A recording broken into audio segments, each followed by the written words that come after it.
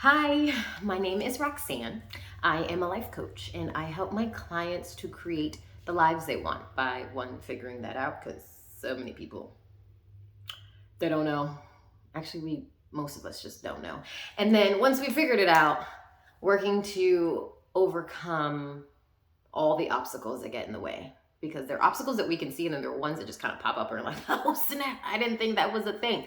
So today is Friday and Fridays for me are my hair day. So that's why I'm rocking whatever this is. See my little clip right there? I'm retightening my locks. So I want to stop in the middle of that and talk to you about feelings and feeling our feelings because I needed help with that. I got trained how to feel my feelings. Why? Because throughout my 30 plus years of life, I was trained to not feel my feelings. And the vast majority of us are also trained to not feel our feelings. So we don't know how. And we're like, what? How do I do that? So I want to train you in it. But not all the way. We're just gonna dip our toe.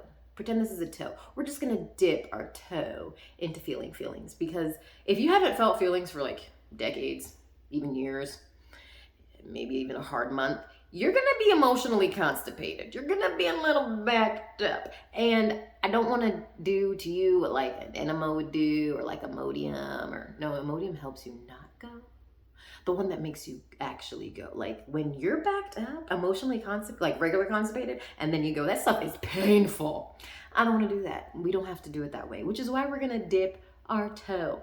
Now, most people, when they are feeling something that feels uncomfortable, which for a lot of us is just almost every feeling feels uncomfortable, we will avoid them and like go to Netflix. Me, it's Netflix and sugar. Some people, that's when they drink. Some people, that's when they go do I don't know, something crazy that they're like, why can't I stop? Because you keep using it to avoid your feelings. Sometimes we act from our feelings, like when you're really, really angry and you start yelling at people, that's coming from you acting out your anger rather than feeling your anger.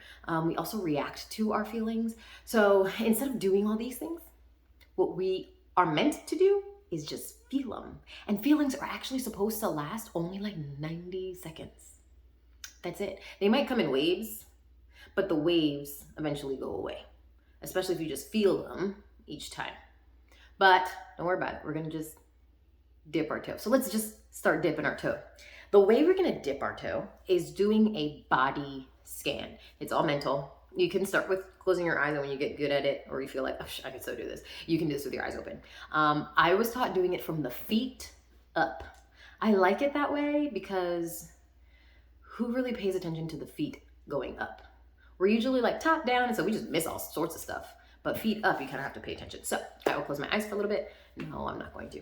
But what you do is you can close your eyes, take deep breaths, and then just focus on your feet, like the soles of your feet. Focus on your feet. Do you feel anything? Any tension, any tingling, any heat, any pain, anything that just feels like, if you feel any of that, okay, you can ask yourself, okay, what's going on there? What's that coming from? Is there a message that sensation has for me? Also, you can just breathe into it and notice it and think this is a mental concept. So imagine I had a butterfly right here, and I was a very curious 5-year-old who was in love with butterflies, and I was just staring at it, and I was like, oh my goodness, look at the color on its wing. I wonder why it has this many legs, and look at that. And I've been watching like Ada Twist Scientist or one of those shows, and I'm like, look at its proboscis, because some 5-year-olds know that. Look at its proboscis, and look at its wings, and all the little things, and blah, blah, blah, blah, blah. Oh my goodness, I love butterflies. So, but you don't grab the butterfly, you don't try to pick it apart, you don't do any of that. You just hold it and you look at it and observe it. And it's the same thing mentally that you're going to do with your emotions from the soles of your feet. And once you go up there, you feel the rest of your feet. Go to your ankles. Feel anything? Your calves and your shins. Do you feel anything there? And if there's anything there, observe it like a butterfly. What would you name it? How is it sharp? Is it dull? Is it fat? Is it skinny? Is it long? Is it short? Is it prickly? Does it have like a texture to it? Does it have a color? Some emotions have a color. So does it have a color? What is it like? Like that curious 5-year-old with a butterfly that just happens to land right here. Let's make it a dragonfly. I really like dragonflies. A dragonfly that just lands right here. You don't want to crush it and pull it apart and try to like really understand it by jacking it up and you're like, oh crap. You just want to keep your hand open, have that open curiosity. And you breathe into any of them. And if they say something to you, okay, you know there's something you got to work on. So you go up, you go to your knees and feel anything there. Thighs, groin. Our groins tell us things. We be feeling stuff down there. Butt, maybe your butt's telling you something. I don't know. My butt doesn't really talk to me like that. Lower back. A lot of people feel things in their lower back. And your stomach. Usually when some people are anxious, they'll feel like a knot in their stomach. So is it like a knot shape, or is it like a lump? Is it like coal, or is it like pudding-like? Does it feel like a loogie? Or maybe it's like a cotton ball and like fog. So just observing it that way, but mentally observing it. And is it trying to tell me anything? And breathing the whole way. And you keep on going up, go to your chest, upper back. For me right now, I feel a little bit in my chest. I'm probably just nervousness. I'm doing a video for you, TV. So there's probably some nervousness here. I feel it in my heart. There's like a tingle feeling. It's on this side. Mine doesn't usually have a color.